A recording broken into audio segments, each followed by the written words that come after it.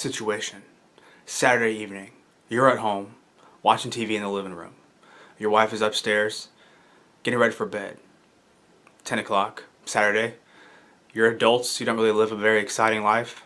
When all of a sudden, you hear the biggest crash, what sounds like a car crash, right outside your house. However, this particular crash also moves your house to the point where your power flickers and the TV goes. You quickly jump up to assess the situation, only to find this.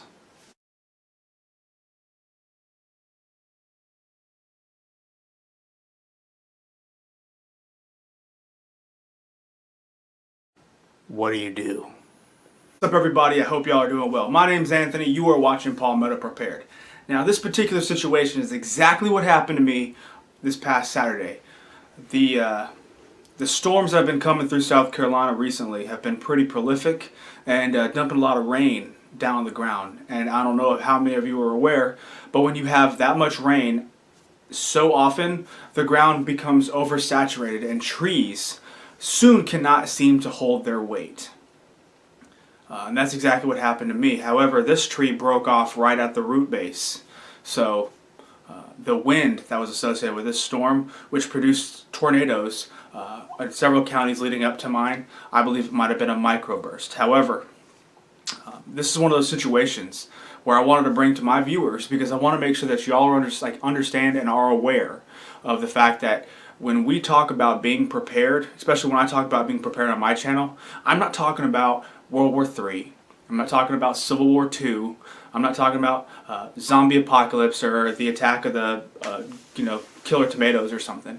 I'm talking about straight up everyday preparedness, the things that you know what are probably going to happen. And you know what does happen often is storms.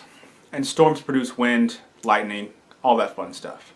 Well, unfortunately, I was a victim of one of these storms.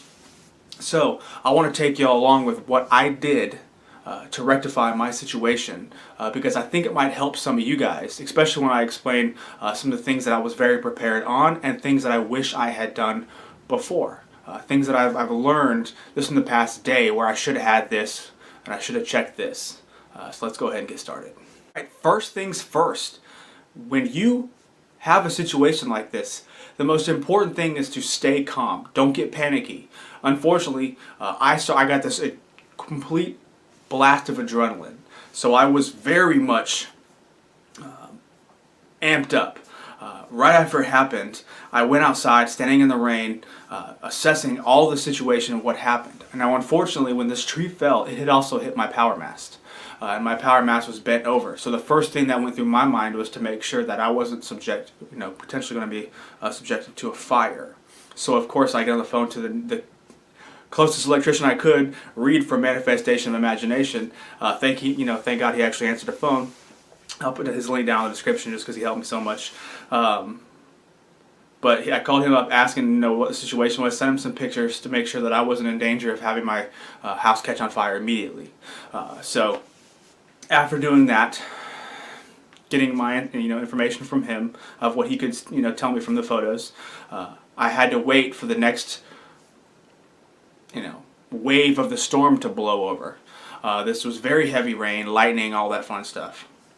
Once that was done, I immediately went to work. So what I ended up having to do, it was still drizzling, but the lightning was over with. I got my ladder. So if you have a house, make sure you have a ladder so you can get on the roof. Got my ladder, went up on the roof, had my very grippy shoes so I didn't slip coming down, being on the roof. A wet shingle roof is very slippery. And went up there and actually saw firsthand what I was dealing with.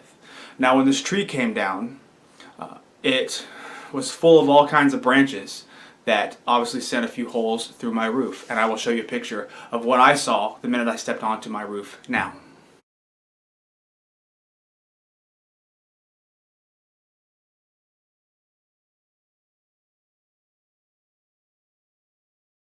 So the cleanup had to begin. I had to get this tree off my roof, and I had to stop because we're going to be getting rain until Thursday.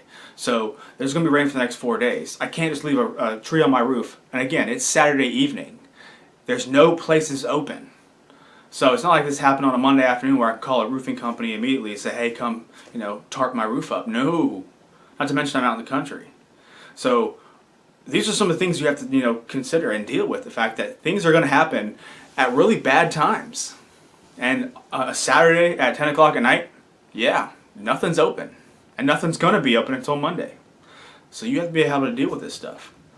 So that means you're going to have to get dirty. So I went up there, had a saw, tried to use my chainsaw, but my chainsaw decided to not work. That's one thing you also need to pay attention to. Make sure that your machinery, if you do have a chainsaw, it's not a piece of crap like mine. So I had to use a saw and an axe to start chopping up this tree. And it's a hickory, so it's not one of those softwood trees. It's a hardwood. So I'm sitting there hacking away, about to give myself a heart attack, trying to get this tree apart off my roof. So I got pieces off, and big pieces. However, I couldn't get the heavy piece yet because it was started to rain again and lightning. So I had to run down and go ahead and just cover up the damage I could with tarps. Now, if you are a homeowner, I highly would suggest you invest in quite a few tarps. Now, this is where one of my mistakes came into play. So not only did I have a piece of crap chainsaw, which I will now rectify, but I also only had 2 tarps. Now, my slope is 23 feet. Okay? 23 feet, and I had an 8x10 tarp and a 10x12 tarp. That's it. So I had to figure out how I was going to take the entire slope. And let me explain to you what I'm talking about. When you tarp a roof, we'll say this is your entire slope, okay? Right here. If the holes are right here, you don't just want to put the tarp right there, okay? Because the rain that falls up here is going to go underneath that tarp. I don't care how well you try to seal it. You can't tape it down, all right? You can try to put it under the shingles, but still, even then, I would be weary. So what you're going to have to do is you're going to have to take this tarp and put it up over the ridge. That way, when it's over the ridge, the rain that falls right on the very tip of the ridge is going to roll off the tarp. So what I had to do is I had to put one tarp here and then tuck up underneath another tarp to get here. I still have this little bit left over that I could not tarp. However, I was lucky enough that it was only most of the puncture holes were covered by the tarp. The only thing I had to worry about was the power mast, where it was bent over and the hole was exposed for water to go through. So I just used Gorilla Tape, strong black Gorilla Tape, taped the entire thing up so no water got in. But like I said, I was not prepared because I didn't have enough tarps. And I actually had to go raid a tarp from my get home bag, which I'll put a video, link down to that video too if you want to see what's in that. But so I tarped everything up and had to wait. Lightning was back. Couldn't do anything else that night. Had to go to sleep. What little sleep I could get. Well, first light rolls around the next day. It's a Sunday morning. I immediately run over to my local Tractor Supply at about 6:30 in the morning. I didn't sleep very much, obviously. Got another tarp. It was slightly raining still, but not enough to where I couldn't get up on the roof. I was able to finally move the tree over off of where the rafter had broken. So what happened when the tree hit, the rafter broke and it was dipping down like this. So luckily all the water was just shooting down like a slide. So I was able to put another tarp down. So I finally got that taken care of, and then I was able to get down on the ground and take care of the actual tree. So the tree was finally off my house. And I will actually show you how I tarped my stuff right here.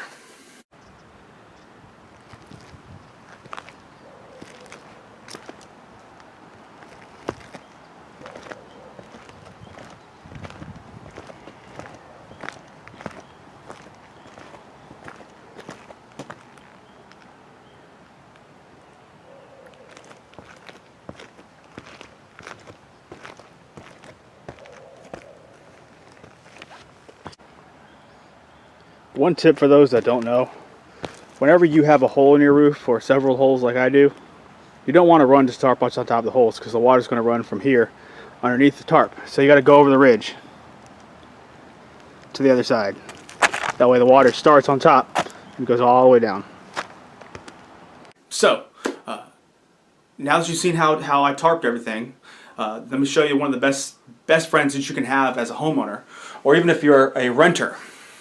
You want to go to your local hardware store, local, Lowe's, whatever, and get you some plastic caps. I call these either button caps or plastic caps. These are roofing nails, basically. They're for putting roofing felt paper on a roof before you put the shingles on. They have this nice little plastic cap. The best part about the plastic cap is when you go to nail down a tarp, this plastic cap's going to keep a lot of that water out. I like to go even a step farther and say put it in the tarp and then fold the tarp over top. Okay? So have the tarp laying this way, put the nail in, and then fold the tarp over it. That way there's no possible way this water can leak into this nail penetration. Alright, so remember, plastic caps, a little tip for you. Make sure you have a lot of these. They're not expensive at all, like 20 bucks for like a whole big bucket of them. But it's good to have some of those as well. So, everything was tarped down. Got another heavy thunderstorm that next night on Sunday. Very heavy thunderstorm. I was sitting in my laundry room and in my attic just making sure that there was no leaks. Had one more leak I didn't catch because it was off to the side. Had to wait till that storm stopped to go up, and luckily it was just a broken shingle that was kind of split open like this. But water was getting through.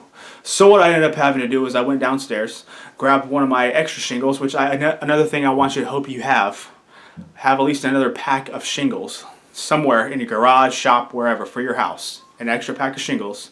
I cut a tab off, ripped off that broken tab, stuffed it up in there, folded up the old shingle, nailed this down, folded it back down, and boom.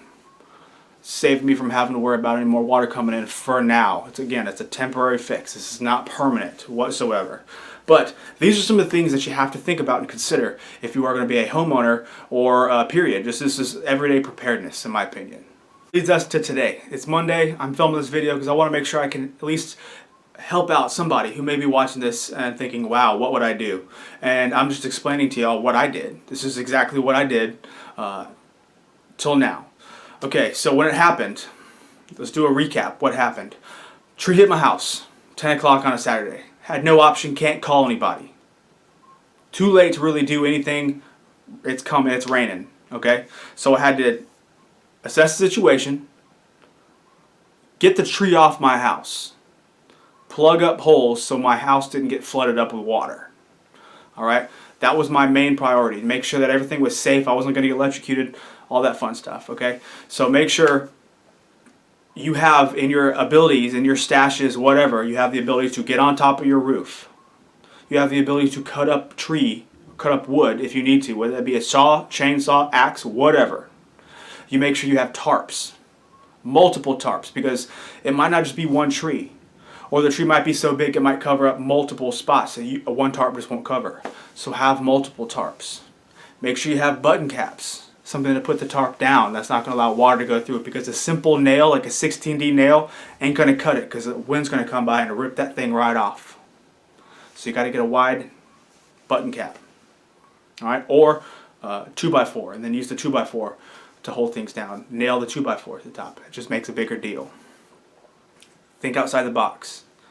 But you just want to make sure that you have all this stuff stashed away, ready to go just in case. I would also suggest having a bundle or two of shingles, of the shingle that is on your house, just in case you have to make one quick puncture repair. Temporary, but it'll work in a pinch.